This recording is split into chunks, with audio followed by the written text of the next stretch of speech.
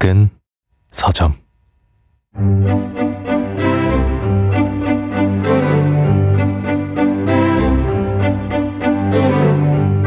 안녕하세요. 작은 서점에서 인생책 코너를 맡고 있는 소설가 장강명입니다.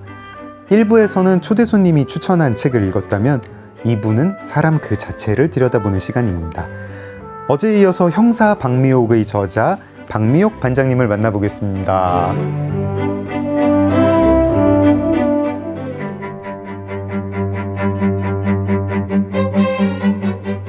박미옥 작가는 대한민국 최초의 여성 강력계 형사로 수많은 최초 타이틀을 갈아 끼우며 30년 동안 활약한 여형사의 전설입니다.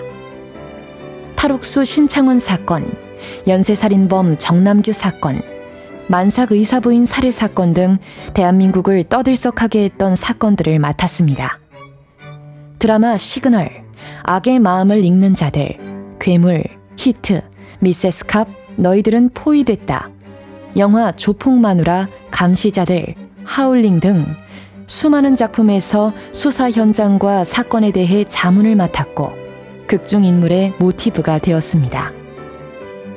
정년을 7년 앞둔 2021년 제주 서귀포경찰서 형사과장을 끝으로 명예퇴직한 후에는 제주도 자택 마당 한쪽에 마련한 서재 겸 책방에서 사람들과 소통하고 있습니다.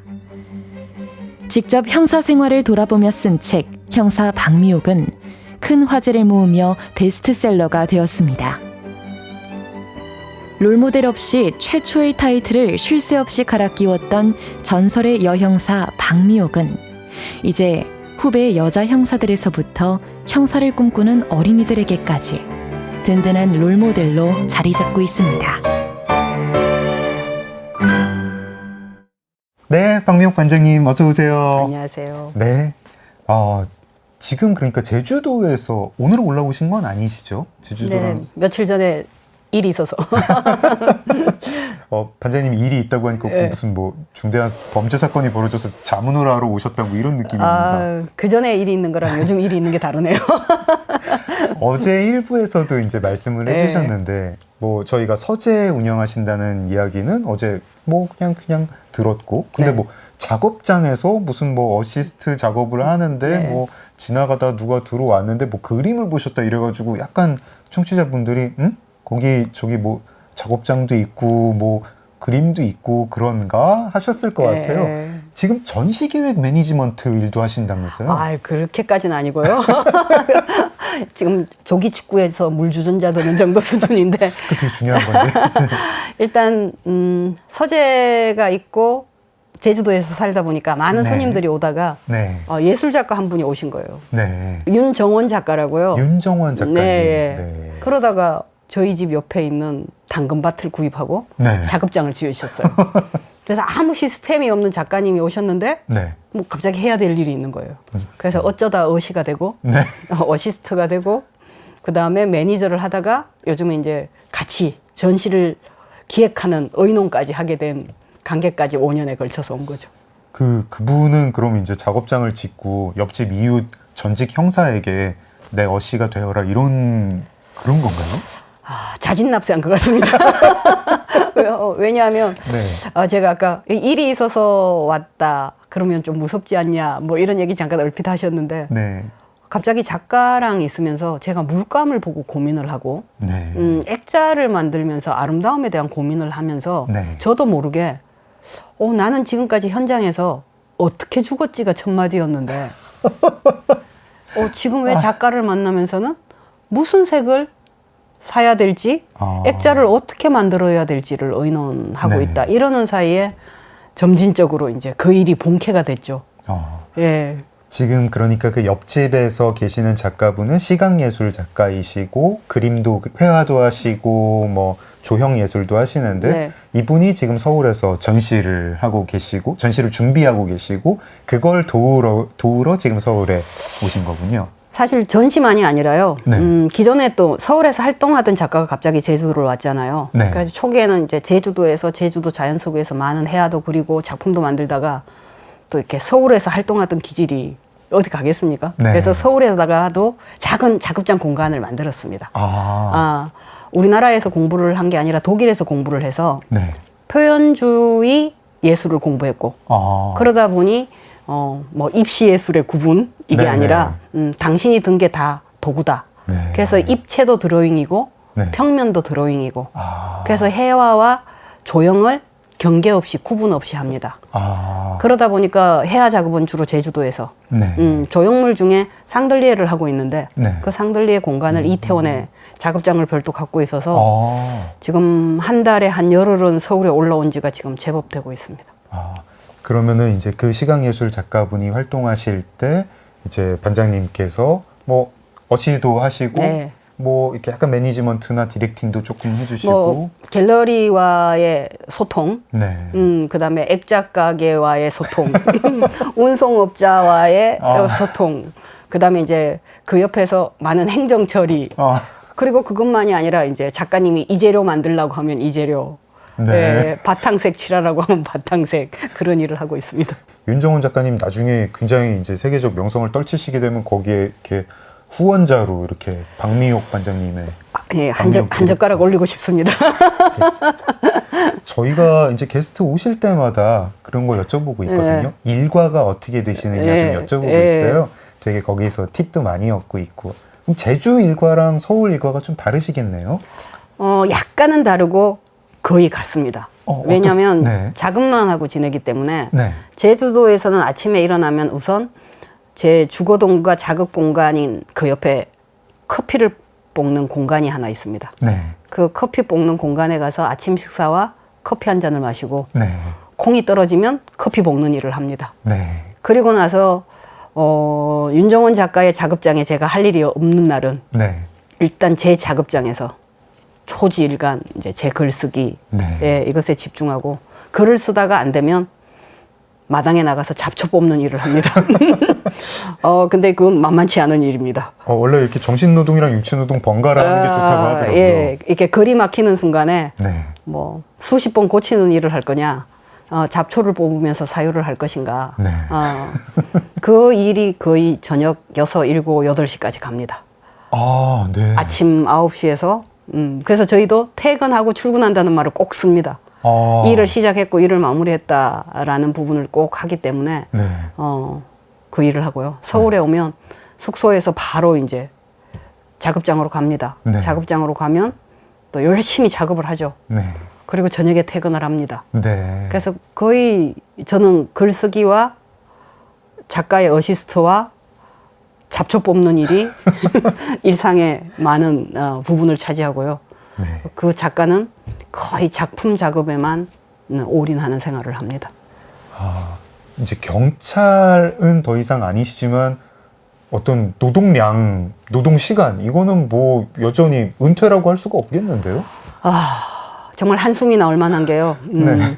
그 예전은 타인이 만든 시스템 안에서 네. 나의 영역 범위의 일만 하면 되었는데 네. 지금은 오롯하게 제가 저를 운영해야 되잖아요. 네. 그러니까 철저하게 퇴직을 하고 매일의 내 루틴이 네. 꼬박꼬박 있어야 된다라는 그래야만이 글도 쌓이고 네. 사유도 쌓이고 네. 그리고 이제 작가 또한도 개인전 한 번의 작업 이게 아니라 끊임없이 작업을 하더라고요. 아. 그게 막 몇 년치가 쌓이고 쌓여도 전시 기획의 방향에 따라 이 작품이 필요할 때가 있고 네. 저 작품이 없어서 아쉬울 때가 있고 네. 그러니까 끊임없이 작품에 대한 고민을 하는 게 작가의 일상 같고요. 또 저와 다른 작업을 하면서 고뇌하는 작가를 옆에서 보는 것도 저한테는 굉장히 신선하고 새롭고 낯설음이 오면서 새로워질 수 있다는 기대감도 들고 뭐 그런 생각을 하고 있죠. 굉장히 부럽기도 하고 멋지기도 합니다. 그러니까 제주도에 담장 없는 그 마당에 여기에 이제 반장님의 주무시는 건물이 있고 반장님의 작업 공간 바로 옆에 윤정원 작가님의 작업 공간이 있는데 거기는 이제 시각예술이고 그래서 거기 가서 윤정원 작가님의 작업을 돕기도 하시다가 이 공간을 이제 매니지하는 잡초 뽑기 같은 걸 하시다가 글쓰기 작업을 하시다가 제주도에도 그렇고 기본적으로 서울에 올라오면 조금 이제 윤정원 작가님 더 도와주시는 셈이신 거고. 네네. 그러니까 낮에는 작가의 일을 하게 되고 밤에는 저의 일을 하게 되고. 그런데 공간을 꾸미는 것도 매우 중요한 게요. 네. 일단 제가 서재라는 공간을 만들어 놓고 누군가 찾아왔을 때 대화를 나누는 곳이잖아요. 네. 근데 그 공간이 관리가 안 되어 있으면 그렇죠. 예. 그러니까 이게 끊임없이 관리하지 않으면 공간이 내 손길이 닿지 않았다는 게 느껴져요. 저는 공간까지는 관리 못 하겠는데 그 아무리 바빠도 샤워를 잘 하려고 그래요. 몸이 예. 막 옷 안 갈아입고 그러면은 그 쓰는 글도 후진 것 같고 그렇더라고요. 뭐 그거는 필수인데 저는 또 다른 버릇이 하나 있습니다. 어떤 건가요? 퇴직을 하고 서재를 가꿀 때도 그랬지만 네. 책 한 권을 끝내고 또 새로운 에너지가 필요할 때 네. 왜 많은 아주머님들이 공간을 바꾼다고 그러잖아요. 침대 네, 옮기고. 네, 네. 주거동을 완전 생활 공간에서 작업 공간으로 바꿨습니다. 그래서 뭔가를 새로운 걸 하고 싶을 때마다 저는 공간부터 먼저 바꿉니다. 건물 두 채가 있는데 이 어디는 계속 작업동, 어디는 계속 주거동인 게 아니라 한 아예- 작업을 끝나면 두 네. 개를 바꾸는. 예. 가구도 다 서로 다시 배치하고. 거의 가구가 없습니다. 아, 작업 공간입니다. 작업 그냥. 공간, 테이블이랑 뭐 이렇게 의자 정도. 테이블이랑 책상이랑. 그럼 나중에 이 책은 이 건물에서 썼다, 이 원고는 저 건물에서 썼다, 이게 있겠네요. 그럴 것 같습니다. 저거 하나 좀 여쭤볼게요. 네. 원래 고향은 근데 제주도가 아니시죠? 네네. 경상북도라고 들었습니다. 제주도로 내려가시게 된 계기가 있나요? 서귀포 경찰서도 일부러 택해서 가셨다고 네, 들었어요. 맞습니다. 일단 도시 아이가 아니었잖아요. 서울에 와서 한 30년을 가열차게 살면서 네. 그 정서적 위로를 꼭 여행에서 받은 것 같아요. 그래서 휴가날 아니면 저에게 일상이 없었거든요. 네. 나머지 시간은 24시간 대기조로 살았기 때문에 형사 방미옥 보다가도 진짜 밤에 전화 오면 받아야 예. 되고 뭐 범죄가 뭐 나한테 허락받고 터지는 것도 아니고. 예. 네. 그래서 여행이 정말 저에게 중요한 소중한 여백이었는데 제주도를 올레길을 걸어가 갔다가 깨닫게 된 거예요. 네. 다음 삶을 여행지에서 살면 어떨까? 네. 그리고 여행지에서 여행 모드로 살면 어떨까? 그리고 여행지에서 발견한 곳에서 땅을 산 겁니다. 알겠습니다. 요 땅산 이야기 너무 재밌게 들었는데 한 10여 분 있다 다시 제대로 여쭤보기로 하고 네. 박미옥이라는 사람 책을 읽고 있는데요. 제가 궁금한 것부터 좀 여쭤보겠습니다. 저는 사실은 그 땅산 이야기도 되게 궁금한데 그 형사 박미옥에 나와 있고 네. 제가 제일 궁금한 거는 그 전에 글쓰기를 좀 연습을 하셨나요? 형사 박미옥 읽다가 제가 되게 놀랐어요. 아니 이게 첫 책이야? 그리고 막 강력반장, 강력계장, 형사과장 하신 분이 글을 왜 이렇게 잘 써? 네. 감사합니다. 넙죽 받겠습니다. 저기 뭐 글쓰기 어디서 배우셨습니까? 아니죠. 저의 글쓰기는 수사보고죠.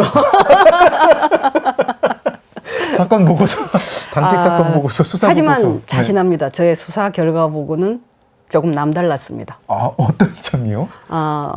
일단 그 옛날에 소수였던 한 명이 살아남은 여행사로 길게 온 케이스잖아요. 네. 그리고 그 대중화가 될 때까지 이렇게 소수의 시선을 가진 사람이었을 네. 거잖아요. 그러다 보면 데이트 폭력이 보편적 용어로 자리 잡지 않던 그 시절에 네. 데이트 폭력 사건을 해야 될 때도 있었고 네. 스토킹이라는 용어가 없을 때 네. 스토커 범죄를 정신적 폭력도 폭력이라는 사건을 그래서 제가 잘하는 말이 있습니다. 판례는 판사가 낳는 게 아니다. 수사 시작에 그 형사의 시선이 낳는다. 그러면 제 수사 결과 보고는 그 판사를 설득하기 위한 사실관계만을 나열하는 게 아니라 사실을 증명하기도 해야 되고 네. 이 사실이 인간의 마음에서 어떻게 출발한 고의성이라는 걸 증명하기도 해야 되고 그러다 보면 판례를 읽으면서 사용하는 문구도 연구해야 되고 인간의 마음에 대해서 표현하는 나만의 방식도 그러는 사이에 스토커도 범죄가 되는 시간을 저는 겪어야 했고 네. 네. 데이트 폭력에 대해서도 폭력이라는 게 판례가 나올 때까지 유념하는 시절을 살아야 했고 법의학 증거만으로 유죄 판결이 나는 보고서는 거의 40장 가까이 되거든요. 네. 보고서 하나가. 저의 글쓰기는 그렇게 시작했는데 책을 막상 쓰려고 꼭지를 몇 개 딱 적어보니까 경찰서 내에 스토리텔링밖에 안 되는 거예요. 아니 근데 저 진짜 지금 속으로 되게 감동한 게요.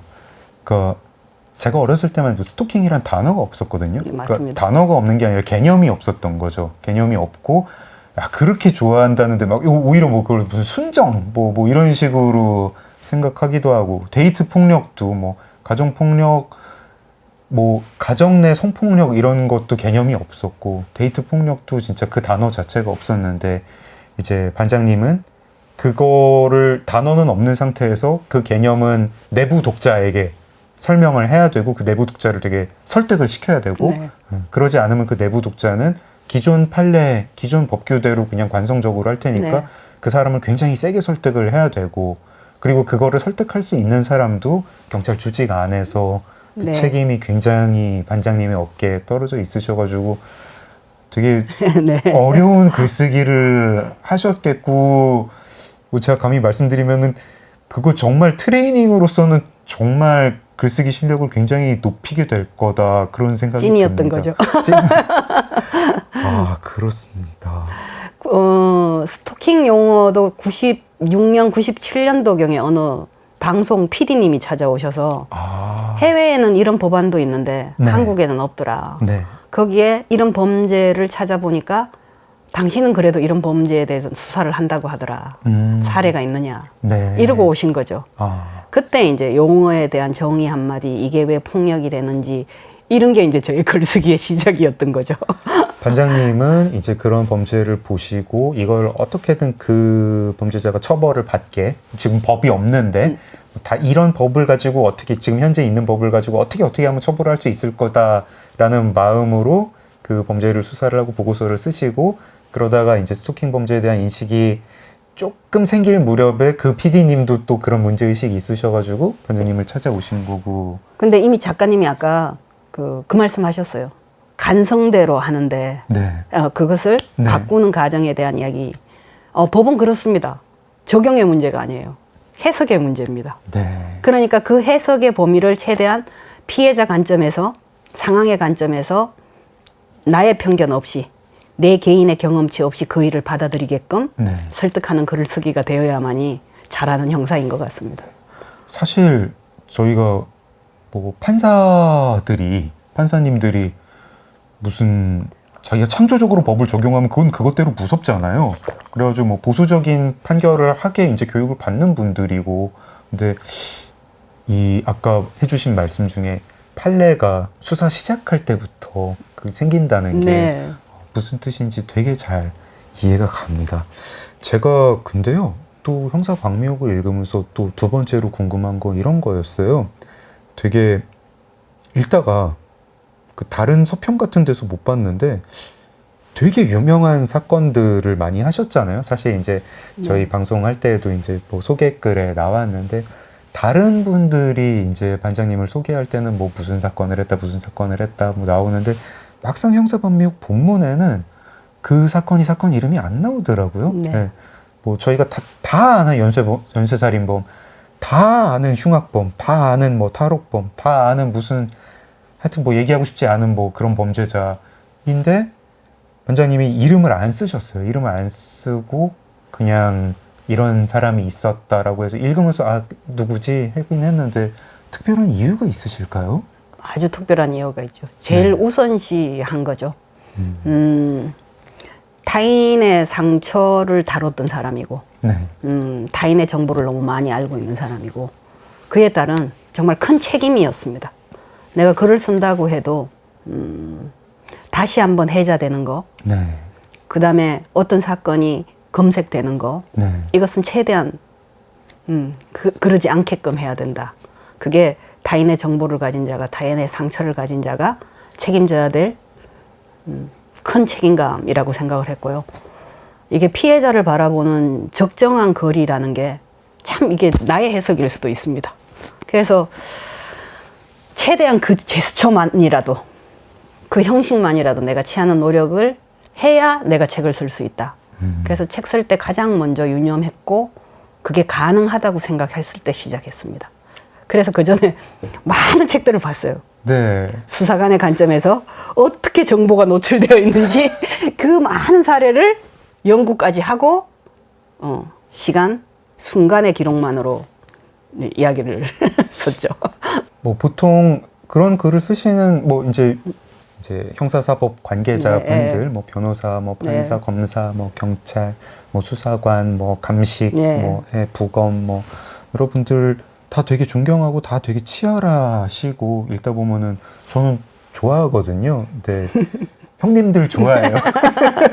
형님들 좋아하고 되게 좋아해요. 되게 좋아하고 막 존경하고 유니폼 입은 분들에 대한 존경심이 있는데 근데 그리고 그분들도 이제 보면은 저는 진짜 되게 감동받는 때가 정말 이렇게 자기 이익 생각하지 않고 나쁜 놈 잡겠다 뭐 이걸로 진짜 나쁜 놈 잡았어 못 잡았어 뭐 너무 잡고 싶고 이럴 때 되게 감동받는데 형사박명을 보다가 나쁜 놈 잡겠다가 아니라 이제 그 사람들이 마음이 아파 뭐 이런 거 얘기할 때 되게 울컥했습니다. 보통은 이제 범죄 피해자에 대해서 이제 공감을 하고 같이 울어주고 반드시 잡아주겠다, 반드시 저희가 어떤 거를 한이 안 생기게 하겠습니다. 이런 이제 경찰관 분들 되게 멋있는 분들 많이 뵀는데 뭐 형사박명에도 그런 이야기, 그런 정서 있었고요. 근데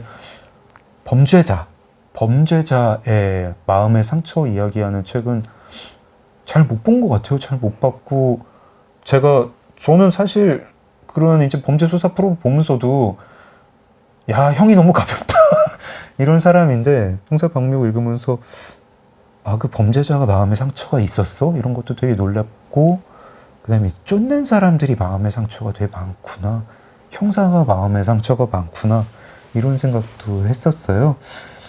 좀 얘기해 주시죠. 형사들은 어떤 상처를 입습니까? 형사들도 회복되지 못하고 헤어나올 수 없는 큰 상처의 대표적인 사례가요. 네. 사건 진행 중에 피해자가 죽는 사례.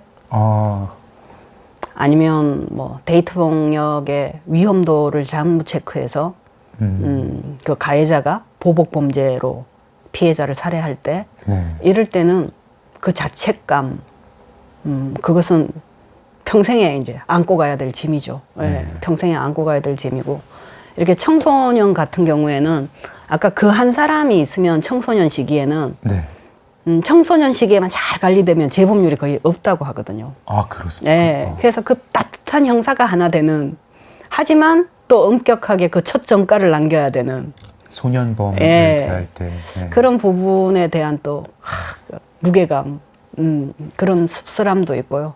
또 어떤 때는 상사가 보는 시선과 제가 보는 시선이 다를 때가 있잖아요.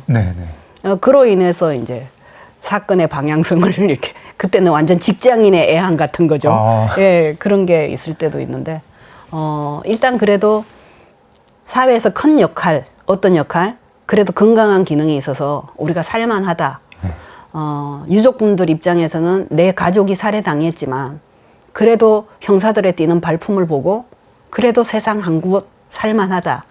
그걸 느끼게 하는 사이에 내 상처도 치유해 가는 것 같습니다.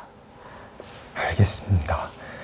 이제 또 그런 모든 형사들이 그런 짐을 지고 뭐 이렇게 사람들이 사회를 좀 살만한 곳이라고 믿게 해주는 그런 책임도 지고 이제 첫길 잘못된 소년범을 이제 이끄는 그런 짐도 질 텐데 여성 형사는 또 거기다 짐을 더 질 거잖아요.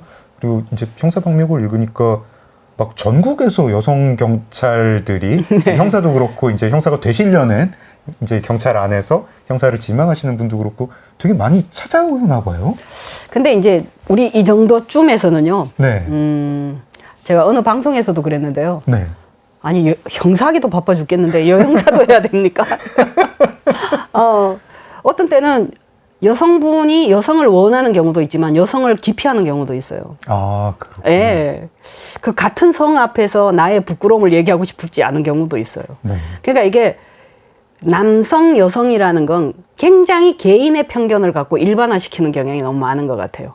그리고 지금 경찰관만 해도 40세 이하가 50%가 넘은 지가 수년 전이에요. 아, 그렇습니까? 경찰들이 그렇게 젊어졌습니까? 아, 그럼요. 세대가 달라져 있어요. 아, 그렇군요. 그리고 제가 젊은 MZ세대랑 일을 시작한 지도 15년이 넘거든요. 그래서 이 친구들은 거기에 대한 개념이 그렇게 많지 않아요. 아, 그렇더라고요. 요즘 젊은 예. 남자 형사들 보면은 네네. 뭐 여자 형사랑 같이 일하는 거 어때요? 뭐 잘 모르겠는데요. 뭐 이러더라고요. 그리고 요즘 남성들이 더 부드러움을 원해요. 그리고 네. 수험생들 중에서도 이제 뭐 이렇게 학원에서 공부하다가 합격을 아. 하고 본인들끼리 여행 와서 찾아오는 멤버들도 있거든요. 그게 남녀 혼성으로 오는데 네. 뭐 남성이 리더를 하고 이게 아니에요. 그 중에 리더십 강한 여성이 리더를 하는 경우도 있고요. 아마 내년에는 남녀 비율이 없어진답니다. 아, 그렇습니까? 예, 아. 그렇기 때문에 네. 기존에 제가 90년대에 가졌던 그것은 90년대 문제일 뿐이다. 아. 네. 그리고 지금은 분명히 2025년도고요. 네. 그래서 새롭게 우리 들어오는 여경 후배들한테 제가 말씀드린다면 네. 밖에서 일반화시킨 그것은 이 사회에 들어오면 이 조직에 들어오면 더 스마트하다. 아무 걱정 안 해도 된다. 아. 예, 기대 가능성이 굉장히 분명한 조직이고요. 네. 네. 그리고 양성 인지적 관점에 대해서도 굉장히 훈련된 조직이기 때문에 어느 사회보다 어느 조직보다 스마트하다. 세상 점점 살만해지는 거군요. 그게 경찰은 더욱 그렇습니다. 아, 멋집니다. 요것도 하나 좀 여쭤보고 싶습니다. 제주도 서재 얘기 들어가기 네. 전에 제가 이 형사 방미옥 읽다가도 그렇고요. 저도 뭐 가끔 무슨 이제 사회부 기자일 때 뭐 봤던 거 보면은 가끔 막 인간에 대해서 그러니까 세상이 살만한 곳이라고 생각을 해야 살 텐데 인간에 대해서 너무 실망하게 될 때가 있어요. 막 그 환멸이 느껴지고 그냥 나도 그렇고 너도 그렇고 다 우리 고만고만하고 막 다 추하고 막 환멸감이 느껴져요. 그리고 뭘 계획해도 안 되고 막 그런 때가 있는데 그리고 이제 막 어떤 증오심 같은 게 가끔 이제 분노 같은 게 그게 뭐 꼭 의로운 분노도 아니고 그냥 막 다 불태워버리고 싶은 막 그런 거일 때가 있습니다. 근데 마지막에 그런 말씀 해주셨더라고요. 애정 없이 범인을 잡는 일에만 성취를 느끼는 건 형사가 아니라 사냥꾼이다. 형사 방미옥의 철학은 사람에 대한 애정이다.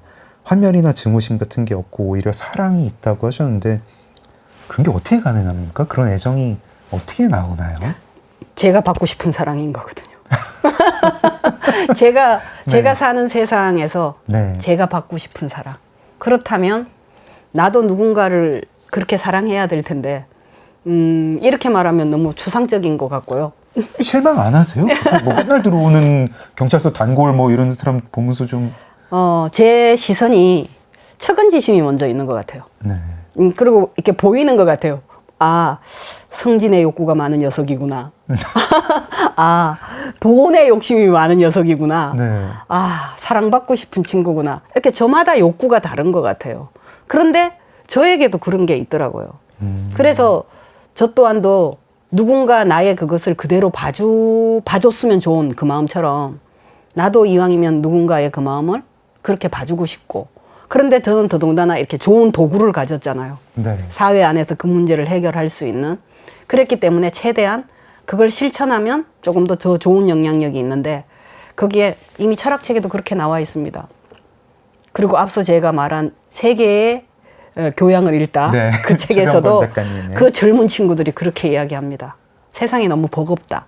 네. 그래서 꿈이 필요하다.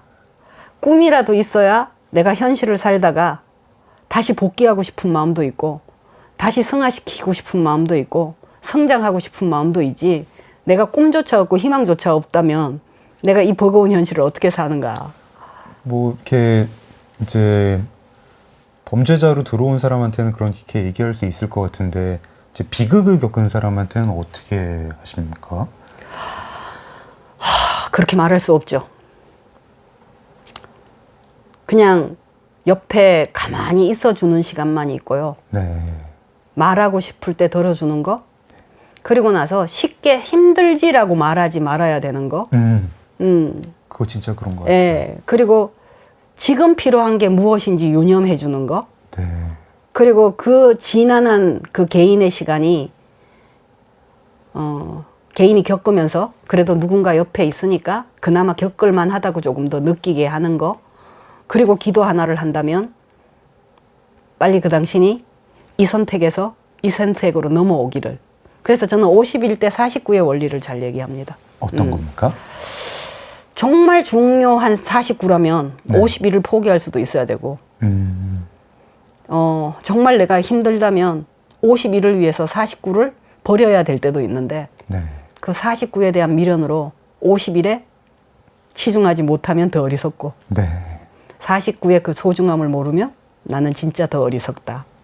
근데 그것을 불행을 겪은 타인에게 그 말을 할 수 있는 건 아닌 것 같아요. 살아가면서 보여주면서 곁에 있으면서 그냥 타인의 호흡에서 그 당신이 자기를 깨닫게 하는 그 방법뿐이지, 뭐 인지치료, 막 그 힘찬 치료, 네. 막 이런 건 없는 것 같아요. 알겠습니다. 이쯤에서 저희 노래 한 곡 들으면서 제 감성도 좀 네. 추스르겠습니다. 반장님 뭐 인생곡 하나 추천해 주십시오. 저도 제가 마지막 퇴근하는 날 그렇게 울 줄 몰랐습니다. 그러니까 미리 퇴직을 준비했고, 네. 알게 모르게 책상을 싹싹 비우고 있었거든요. 네. 그게 정말 마지막 퇴근하는 날 네. 가볍게 차에 오르고 이무진 씨가 조용필 씨의 꿈을 꿈. 편곡해서 불렀는데, 그 기타를 메고 올라온 모습이 제가 시골에서 서울을 상경한 모습 같았고, 네. 그 화려한 도시의 숲속에서 가치를 지키고 사는 게 무엇인지 했던 그 마음이 그대로 30년이 확 들어오면서요, 1시간 듣게 하면서 1시간 내내 울었던 것 같습니다. 저도 이 노래 가끔 들으면서 울어요. 가사 너무 좋아요. 네. 조용필의 꿈을 이무진 가수님이 다시 부르는 이무진의 꿈 듣겠습니다. 작은 서점 장강명의 인생책, 박미옥 반장님과 함께하고 있습니다. 네. 지금은 이제 이 이무진의 꿈을 들으면서 네. 구자읍으로 오셔서 서재로 가신 거죠. 네. 제주도에 작은 집을 짓고 살고 계십니다. 두 번째 인생이라고 표현을 해주셨어요. 나의 전생이 형사였다. 주변에서는 이제 다들 반장님이 정년퇴직을 할 거라고 생각을 했는데, 다른 분들, 주변 분들 보기에는 너무 갑작스럽게, 이렇게 그만두시고 30년 동안 사랑하셨던 경찰에서 떠나서, 구자읍에 서재가 있는 네. 집을 짓고, 그 서재와 작업동과 주거동은 작업 한 작업 할 때마다 바뀌고, 그런 삶을 살고 계십니다. 근데 요 뭐 서재 이야기 되게 재밌더라고요. 사실은 옆동에 또 이제 후배 형사분이 집을 짓고 계시고, 애초에 이 구상을 어떻게 하신 건가요? 사실 진짜 우연히 제주도 여행을 갔다가 네. 올레길을 다 걷고 나니까 오름 여행이 있더라고요. 네. 그래서 오름을 여행하기 위해서 그 동네를 한 4년 간 것 같아요. 네. 4년 갔는데 이 마을이면 뭔가 살아도 되겠다라는 생각이 네. 들었을 때, 여행하는 기분으로 살 것 같다. 그리고 제2의 인생은 먼저 그렇게 시작된 건 아니었고요. 네. 직급이 올라갈수록 제 손발의 기능이 죽고, 자꾸 입에 잔소리는 늘고, 타인의 실수를 자꾸 이렇게 입대게 되고, 네. 그들도 실수해서 겪는 경험도 있는데, 네. 자꾸 내 일머리로 이야기를 하게 되고, 네. 그러면서 제 에너지가 죽는 느낌이 드는 거예요. 그때쯤에 이제, 나도 이제 다른 일을 해야 될 때가 왔나 보다. 네. 뭐, 직업을 처음부터 인생의 목표로 한 건 아니니까요. 네. 착한 사람이 되고 싶었다는 그 어린 날의 순수한 생각에서 도구를 경찰관으로 선택한 거지, 네. 경찰관이 목표인 건 아니었던 거죠. 삶의 태도였던 거지. 네. 그래서 그래, 이제 바꾸자. 그러면 이왕이면 조금 더 젊을 때가 좋겠다. 그래서 정말 제주도로 내려가기를 적극 계획했고, 네. 내려가자마자 집을 짓는 일을 이제 고민했습니다. 1년을. 네. 내가 과연 이렇게 어설픈 혹시 번아웃을 내가 포장하고 있는 게 아닌가. 그리고 정말 내가 제주도 하늘을 보면서 계속 가슴이 뛰고 있는가. 네. 1년을 고민하고 다음 해에 집을 지으면서 이렇게 파리의 심리학 카페 같은 책방도 생각을 하게 된 거고, 이렇게 지금 청취자분들이 좀 오해하실 것 같은데요. 네. 되게 이렇게 오래 고민을 하셔가지고 하신 것처럼 책을 보니까 땅을 충동 구매하셨다고. 땅은 그렇습니다. 들려주십시오. 그 여행지에서 네. 그 숙소를 한 집을 계속 이용을 했어요. 네. 그랬더니 그 이웃에 계신 분이 아무리 봐도 미옥 씨는 제주도에 살 사람 같대요. 네. 혹시 땅이 나왔는데 살 생각이 있냐요. 그래서 사겠다고 했죠. 네. 그랬는데 그 덩어리를 혼자 살 수 있는 게 아닌 거예요. 후배가 술 취한 정신에 네. 선배님 저도 사겠습니다. 그래서 사실은 둘 다 대출금으로 가계약을 하고 대출금으로 땅을 사고 대출금은 서서히 갚은 거죠. 그때 이제 같이 갔던 후배들이 선배님들은 어찌 땅을 수포에서 끔 사듯이 사시냐고.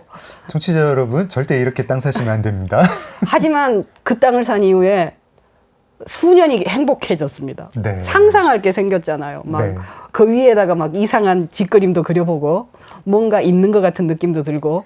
그러니까 이때는 이제 계속 경찰이실 때 네, 사신 맞습니다. 거고 땅을 사신 다음에 이제 계획을 정말 기가 막힌 타이밍은 제주도 땅가격이 오르기 6개월 전에 샀다는 겁니다. 어머나 청취자 여러분 가끔은 충동 구매도 좋습니다. 아니 그 후배분은 네. 땅을 산 걸 다음날 기억을 못 하셨다면서요? 술 많이 드셔가지고. 그러니까 사실은 저랑 땅을 사기로 한 어느 선생님이 계셨는데 네. 저는 그래도 약간 저돌형이니까 집을 짓는 일에 두려움이 없었어요. 네. 근데 그 선생님은 돌집을 리모델링 하는 건 모르겠는데 이 당근밭 위에 집을 지어야 되나?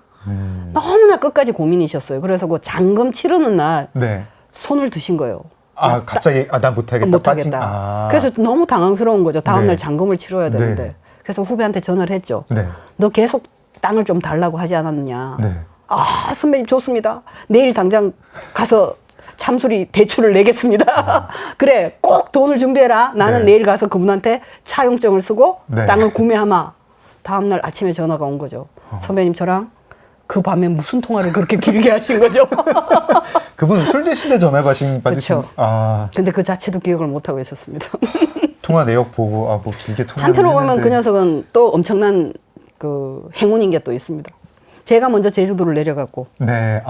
1년을 고민하고 2년 차에 집을 지었잖아요. 무임승차를 했네요. 돈만 내려보내고 세 번 내려와 본 사이에 집이 완성됐죠. 저희 이제 그 작은 서점 인스타그램 계정 사진을 보시면 아실 텐데요.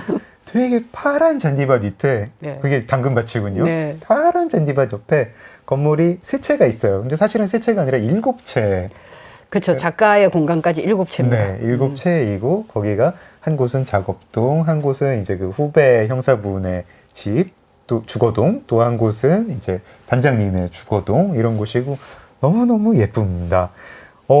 약간 뭐 묘사를 좀 자랑을 좀 들어볼까요? 어떻습니까? 어떤 부분이 좀 제일 자랑스러우십니까? 저기 일단 하늘이 잘 보인다, 마루가 있다, 되게 특별한 공간이다. 밤에 너무 예쁘더라고요. 일단 마을 입장에서 보면요. 네.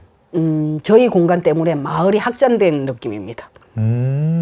마을에 막다른 골목길이 딱 있는 곳에 저희가 7개 동의 집을 지었으니 그것도 담이 아주 낮은 곳에. 약간 무슨 타운 같은 예. 느낌도 좀 들겠군요. 하지만 그래도 이질적인 느낌이 안 나게끔 네. 특히나 제 집은 제주 현무암을 붙였습니다. 아, 그래서 제 나름대로 제 집을 돌집이라고 하고요. 네. 그래도 또 저희 나름대로 겸손하게 늙을수록 공간은 소박한 게 좋다. 그래서 저는 19.4평, 네. 우리 후배는 15평 정도. 네. 서재가 제일 큽니다. 25평. 25평. 손님이 오면 있을 만한 10평의 공간이 있는데 네. 각각 공간에 들어가면 독립성이 아주 강합니다. 네. 그리고 개인적 취향도 확연히 다르고요. 마당은 공유하지만 개인의 서로, 성향은 완전히 다르죠. 서로 사는 곳까지 네, 공유하지는 않는다. 철저하게요. 네. 거기에 이제 어느 날 갑자기 후발주자로 온 작가님이 와서 윤정원 작가님 네. 오셨고 70평의 큰 작업장, 네. 대형 작업을 주로 하기 때문에 네. 그리고 이제 주거 공간이 하나 있는 그곳에서 또 이제 저희가 꿈꿀 수 있는 일들이 많잖아요. 네. 예. 심지어 애월 중학교 같으면 저희 집에서 한 1시간 20분? 네. 제주도는 의외로 아주 큽니다. 서울의 3배 크기입니다. 네네. 아니, 구자에서 애월이면 조금 먼데요. 예. 서쪽의 아이들이 동쪽에 와서 구경할 일이 없다. 네. 예. 그런 아이들이 서재를 구경하러 옵니다. 아. 애월 고등학교의 미술학교 아이들이 그 네. 작업장에 와서 작가의 작업을 구경하고 갑니다. 그 아이들은 이제 이미 지금 미술에 관심이 있는 아이들이니까 네. 더 흥미롭게 보겠군요. 심지어 독서 동아리 모임도 오고요. 아. 6월 달에도 어느 학교에 가서 강연되어 있었는데 네. 그 학교에서 부탁이 혹시 서재에 가도 됩니까? 30명밖에 안 됩니다. 오케이, 오셔도 됩니다. 근데 굉장히 아마 이 방송 들으시는 분들도 다들 너무 궁금하실 겁니다. 와, 이게 진짜 누구나 로망이잖아요. 로망인데 이거를 하시는 분이 있구나 하면서 할 건데 형사박미옥에서 이렇게 적어주셨습니다. 제주에 책과 사람과 마음이 머물다 가는 공간을 열어놓고 육지에서 온갖 일로 들볶이고 또 스스로를 몰아붙인 지인들이 쉬었다 가는 공간으로 삼고 있다. 많은 사람들이 찾아와 이곳에서 울다 웃다 마음을 토로하다가 책을 뒤적이다가 그렇게 쉬었다 간다. 그러니까 지금 아무나 들어갈 수 있는 곳은 아니고 그렇게 뭐 학생들이건 아니면 뭐 이 견학을 하고 싶은 미래 시각 예술가들이건 허락을 받아야 가는 곳이고 초청은 이제 지인들만 하시는 거죠. 이미 많은 시간 흐르는 사이에요. 네. 친구 후배들에서 지인의 지인에서 그다음에 SNS DM으로 찾아오겠다는 네. 그다음에 책을 읽고 꿈을 의논하러 오는 중학생 그리고 심지어 이제 어느 날은 이웃분이 이제 연세가 있으신 어른을 모시고 왔어요. 네. 그리고 이제 저희들이 사는 모습을 보고 전화가 왔어요. 미안하지만 우리 모임을 그 공간에 좀 데리고 가도 되느냐. 네. 77세시였던 분이신데 네. 17명을 관광버스에 태우고 오셨어요. 그리고 이제 그분이 와서 한 말. 네. 내가 인생을 너무 일찍 접었더라. 이 사람들이 지금 살고 있는 이 모습을 봐라. 그 얘기를 하고 싶어서 데리고 오셨는데 네. 사실 공간을 만든다고 공간이 채워지는 건 아닌 것 같아요. 끊임없이 그 공간이 어떻게 되어 가는지는 네. 오시는 분들 그리고 저희가 만나면서 나누는 과정들 그리고 또 그분들이 풀어놓는 과정들 이러면서 이제 차곡차곡 채워가는데 정말 이상하게 와서 울어요. 그렇습니까? 예. 어느 제 지인분은 10평짜리 공간에 와서 15개월을 있다가 제주도에 집을 지었거든요. 네. 또 그 언니가 고맙게도 통기타를 치시는 분이셨어요. 저희 집에 찾아오는 많은 분들한테 네. 통기타로 위로를 주는. 네. 그래서 저는 계획된 일보다 네. 공간을 만들고 마음을 열었더니 우연히 만들어준 상황들이 공간을 채우더라. 현재 제가 그걸 배워가고 있는 중인 것 같습니다. 이 전시 기획도 부업으로 하시면서 이런 말씀을 해주시니까 굉장히 설득력 있게 들립니다. 전시도 사실은 이제 윤정원 작가의 작품을 제가 처음 봤을 때도 네. 그냥 시스템이 없이 온 작가를 그냥 보조해야 되겠다 이렇게 시작되겠습니까? 그 작가의 작업 속에 사람, 동물, 자연 경계가 없는 걸 본 겁니다. 네. 그리고 일상의 기도 같은 것도 보았고 네. 네, 그 순간에 저 친구가 30년 기도한 저 작업이나 내가 범죄 현장에서 우리 일상이 괜찮기를 기도한 기도가 다를 게 뭐가 있을까. 네. 그래서 사실은 그 작가와 전시를 하면서도요. 전시 제목이 공기와 꿈. 공기와 꿈. 물고기는 내 마음을 알까. 우리가 버린 것은 천사였다. 네. 그 다음이 첫 햇살은 내 거야. 첫 햇살. 첫 햇살은 내 거야. 근데 그 햇살은 그런 거죠. 우리 모두에게 동굴이 있는데 네. 그 어둠에서 나를 발견하고 햇살까지 나오면서 내가 선명해진다. 뭔가 전시 제목들이 들으면 뭔가 생각을 하게 되네요. 거기에 많은 지점에 같은 시선이 있기 때문에 제가 어시에서 매니저에서 전시 상황에 대한 의논까지 함께 하는 것이지 전혀 낯설고 가치관이 다르고 시선이 다른 사람과 했던 일은 아니고 그 친구도 물론 저희 공간에 왔을 때 그와 같은 가치 지향점을 봤기 때문에 땅을 사고 작업장을 열고 하지 않았나. 반장님이 이제 그 땅을 사시고 여기에 뭘 놓을까 하고 고민하고 계획하는 시간이나 이제 건물을 지은 다음에 그 공간을 이제 뭐 약간의 우연에 힘입어가지고 운영해서 어떤 공동체 공간이 되어가는 과정이나 이제 시각예술가와 어떤 전시 기획을 하는 과정이나 크게 다르지는 않군요. 결국 이제 깊이 고민해서 이걸 어떻게 해야 되는가, 뭐 이렇게 고민할 내용이 뭐 겉보기에 뭐 색깔이 뭐 조합이 안 맞는다 이런 게 아니군요. 그래서 제가 도리어 글 쓰는 작가로서 그 과정을 겪으면서 한 문장 제가 이렇게 다음 책에 기록한 게 있어요. 네네. 인생은 결코 아름다운 것만 보고 살 수 없다. 하지만 그 수많은 딜레마를 느끼는 가운데도 우린 통찰을 놓지 않는다. 그 순간에 범죄를 볼 것인지 아름다움을 볼 것인지 이 상을 살 것인지 예술을 놓지 않을 것인지. 같은 현장에서도 그냥 인간의 추악함만 보는 사람도 있겠고 거기서 강인함을 보는 사람도 있겠군요. 네. 그러면서 살아온 게 우리가 아닌가 싶습니다. 무엇보다 이 서재에서 내가 가장 많이 만나는 사람은 나 자신이라고도 적어주셨어요. 자신을 만나면 어떤 기분이 듭니까? 어떤 순간에 자신을 만나게 되나요? 어린 날은 분명히 자신이 뭔지 몰랐을 것 같아요. 네. 네. 내가 어떤 사람인지도 몰랐던 것 같고, 내가 언제 가장 가슴이 뛰는지도 몰랐던 것 같고, 그런데 뭔가 고통을 겪어도 고통을 겪을 만큼 그런 나한테 응원을 주고 싶은 나 자신. 네. 저는 분명 가치 있는 인생을 사는 게 저한테 굉장히 네. 중요했던 것 같아요. 그러니까 30년의 강역 생활을 한 것 같고, 그러다가 막상 글쓰기를 해보니까 네. 굉장히 사회화된 나를 만나는 거. 솔직하지도 않고 포장되어 있고, 그러면서 진짜 이게 나였다고 말할 수 있는 나. 네. 그러면 조금 더 가벼워지고 조금 더 자유로워지고 네. 조금 더 즉흥 연주가 가능한 사람이 되지 않을까. 네. 그러면서도 아직까지도 나를 찾고 있는 중. 네. 네, 근데 분명한 거는 하나는 찾았죠. 아, 나는 가치를 굉장히 중요하게 생각하는 사람이구나. 그렇지. 예. 알겠습니다. 저 시간이 벌써 막 2부가 끝나갈 시간이라 가지고 네.